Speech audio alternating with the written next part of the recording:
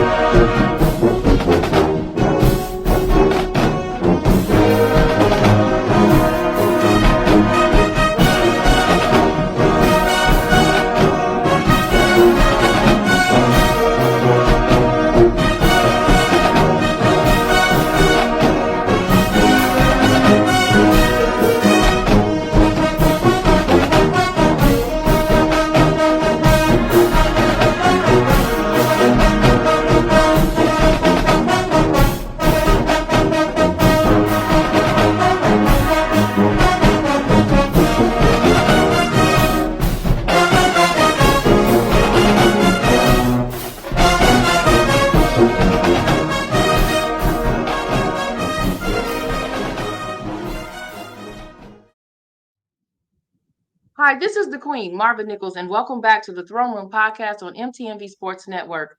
Hey, Coach Mickey Joseph, how are you doing tonight? I'm good. How you doing? I'm doing good since I'm talking to you. It's always a pleasure to have you in the throne room so we can chop it up about Grambling State football. So let's jump right in. So after the loss to Texas Southern, uh, after a close 24-17 loss to Texas Southern, what are your key takeaways from that game, and what adjustments do you see moving forward? Well, take a hat off to Texas Southern. They made more plays than we did. But just we lost Myles early, so we went to Frye, and he was kind of a little shaky. So we went to Deljay, and Deljay was the third string guy that week. So you can't really give him all reps. So Deljay didn't get any reps that week. But you take your hat off to Deljay. He went in there and he gave us a chance to win the game. We had a chance to win the game, and we got to cut back on the minimal mistakes, and we got to cut back on the penalties. We got to, I got to get them to be a more disciplined football team, and evidently.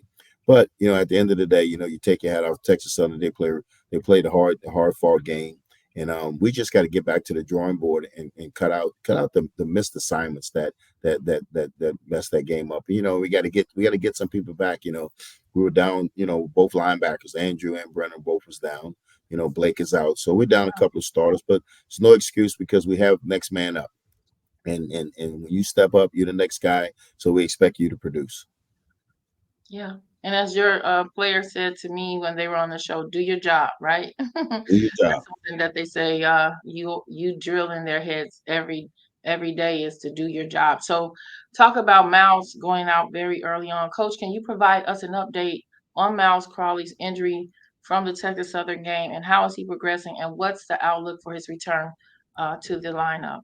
Well, we found out today he doesn't have to have surgery, so he'll start rehabbing right away.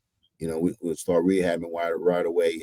And my thing is, I won't put Myles out there until he say he's ready to go and that he's healthy enough to protect himself out there and to play, at a high level.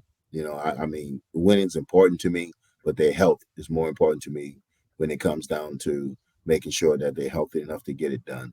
But we're going to continue to rehab him. It's an ankle, it's a high ankle sprain. So we hopefully, I know Myles. Myles is going to work his tail off to get back. He's gonna start rehabbing it tomorrow, and hopefully, maybe 1 or 2 weeks that he's back.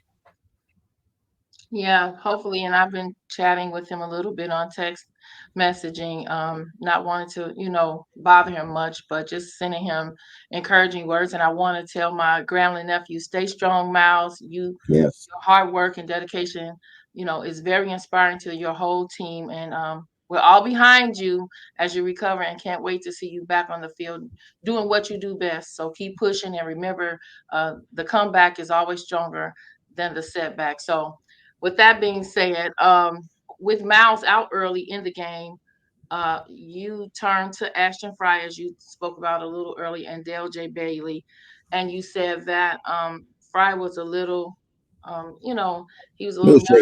A nervous, and little so shaky.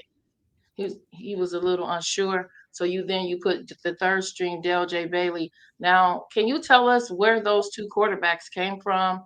What are they first year players or No. Well, yeah, just give us Ashton a Ashton synopsis Frye of who they came are? from Ashton Frye came from Jacksonville State. He's a redshirt sophomore. So he came from a really good system with Rich Rodriguez over there. And then Deljay came over from Ole Miss, and he's a redshirt freshman. He was under Lane Kiffin. So they both came from two really good offensive systems. Now it's just about getting them into our system and getting them comfortable. I had a plan to go with Ashton Frye for 2 weeks as the backup, and the next 2 weeks, go with Deljay as the backup, just to give him some playing time, towards the end of the season, just to get him ready for next year. But right now, you always say you got to be next man up. You got to be next man up. So you got to make sure that that you're ready to go. So they both had a good day yesterday, and they both had a good day today. So we'll know more about what we're going to do this week. But look like if you lean toward Del J, the game plan's a little different than with Ashton Fry. So we'll know more at the end of this week.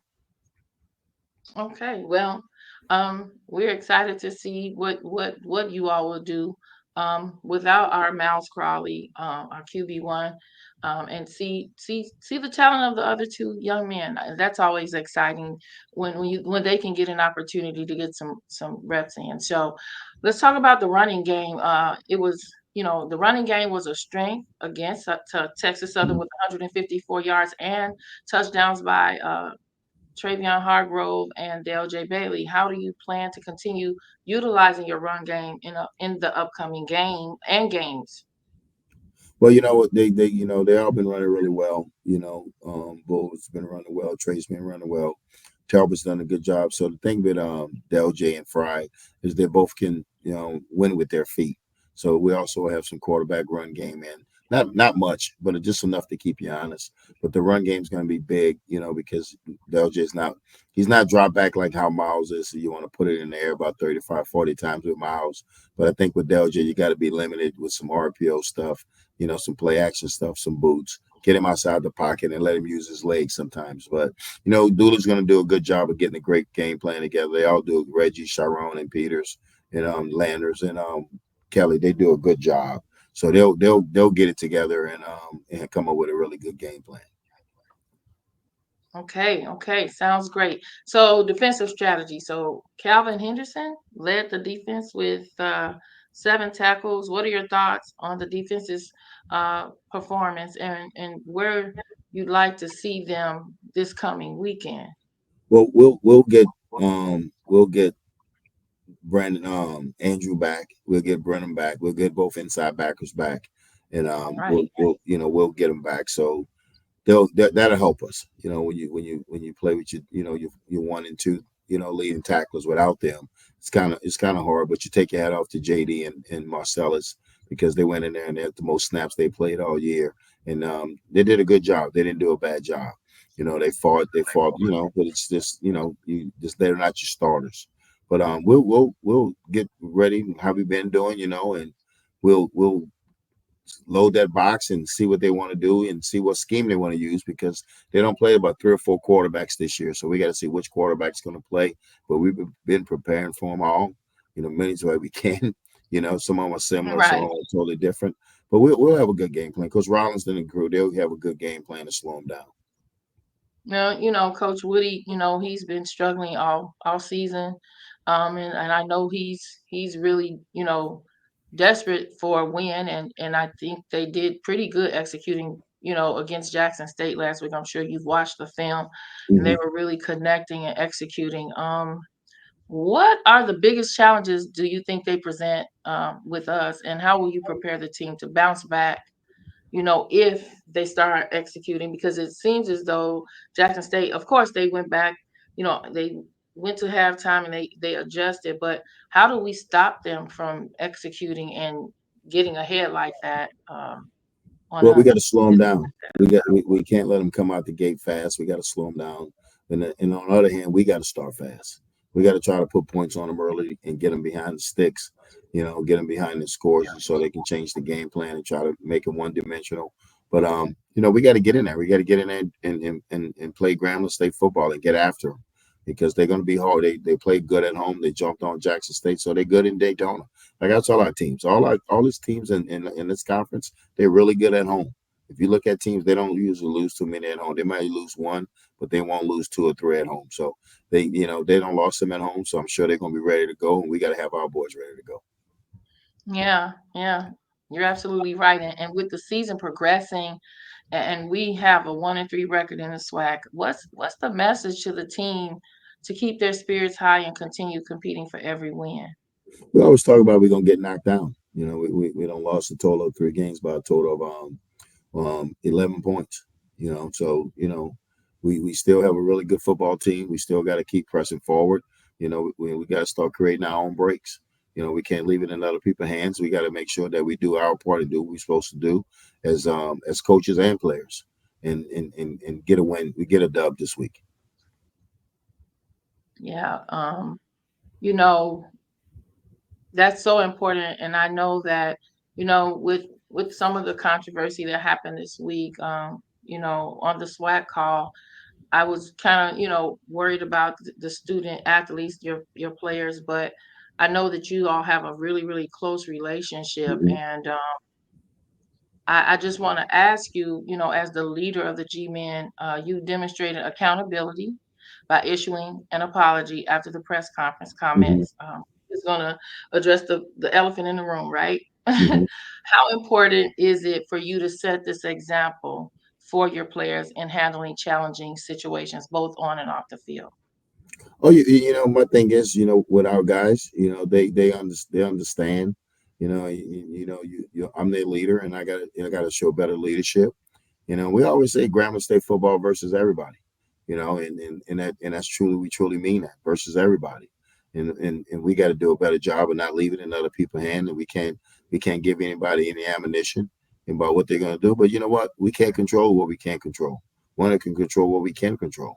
So whatever they're gonna do, they're gonna do.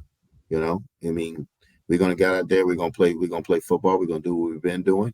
But we just gotta play. We just gotta play better football. Well, with that being said, Coach Joseph, I just want you to know how incredibly proud I am of the leadership and integrity you showed with your public apology.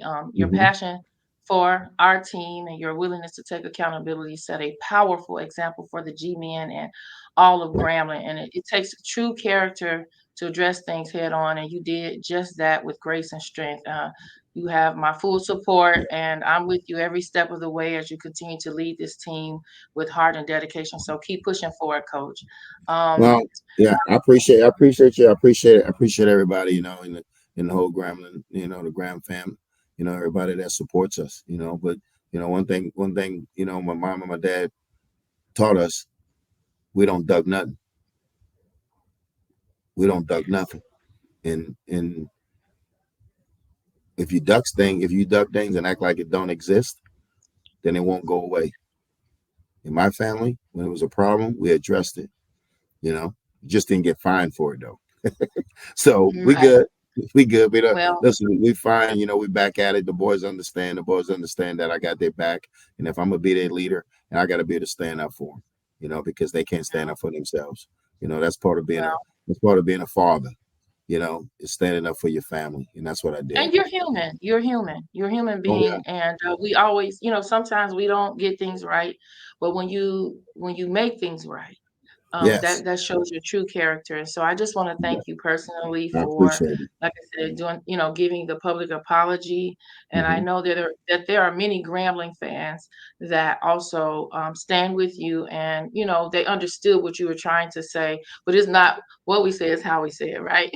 Yeah, yeah, So yeah, it's how we say it. So yeah.